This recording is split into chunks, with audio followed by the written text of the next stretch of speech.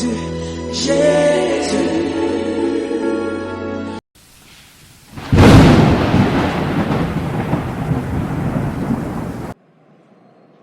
Tu es heureux toi qui nous suis, dans la succession des messages de Jésus-Christ, et notre reconnaissance au Seigneur à propos.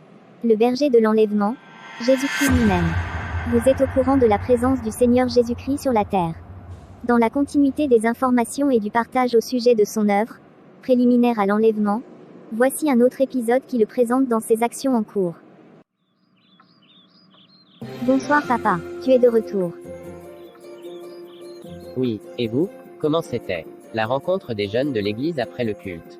Tout le monde est très excité, à l'idée de se voir à la sortie d'évangélisation, en semaine. Concerts et prédications sont au programme. Oh oui, c'est mercredi dans l'après-midi, près du Grand Hall.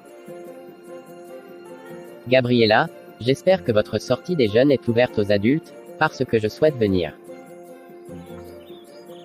Bien sûr, papa. Dans ce cas, j'y serai aussi. Moi, je vais déjà aller goûter à l'ambiance à venir, aux entraînements demain et après-demain. Mais tu n'es pas jeune, toi. C'est vrai, j'y vais juste me faire une idée de l'atmosphère du mercredi, comme spectateur. Juste comme spectateur, tu vois. Moi j'avais une question, je me demande encore, comment le Seigneur Jésus-Christ, pouvait-il dire à Marie, en présence des autres, ne me touche pas, je ne suis pas encore monté chez mon Père. Et puis, après, on le voit apparaître à différents disciples. Au même moment, il est dit qu'il est allé au séjour des morts prêcher aux âmes décédées par le passé. La cohorte des rebelles, étant donné que les justes sont sortis de la tombe, quand il expirait. Il est finalement monté voir son Père à quel moment. Si après tout ça, le voici qui leur apparaît, quand ils sont en groupe. Et selon les actes des apôtres, il a encore fait 40 jours avec eux, avant de s'élever vers le ciel. Mais tout est là, il est dit, Éphésiens 1h22-23, il a tout mis sous ses pieds, et il l'a donné pour chef suprême à l'Église, qui est son corps, la plénitude de celui qui remplit tout en tous. C'est un Dieu omniscient, omnipotent, omniprésent. Il devait s'occuper de la volonté de son Père, pendant que des gens se préoccupaient de sa mort.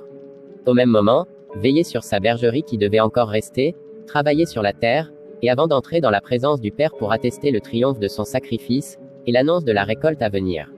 En réalité, la montée au ciel, devant les disciples, c'est lorsqu'il quitte définitivement la terre, retirant son esprit de partout, où il pouvait se trouver, afin de céder la place au Saint-Esprit, pour débuter la construction de notre corps de gloire de l'enlèvement. Le truchement du Saint-Esprit, partout, répandu là où Dieu avait des gens qui l'attestent en vérité, était nécessaire pour le parcours, et la transformation que nous avons eue jusqu'à l'interconnexion. Vérité, tout ça, aujourd'hui, Jésus-Christ, travaille au même moment, avec lui-même, son épouse manifestée sur la terre, et l'épouse, de sa présence dans le ciel, les anges y compris. Car leurs êtres ont achevé modifié pour le nouveau monde. Aussi, lui-même nous attend au point d'arriver, le nouveau monde à venir, chacun, selon le parcours interne ou externe du ciel, que nous avons, sauf pour les hypocrites et les parasites des ténèbres détruits, qui disparaissent.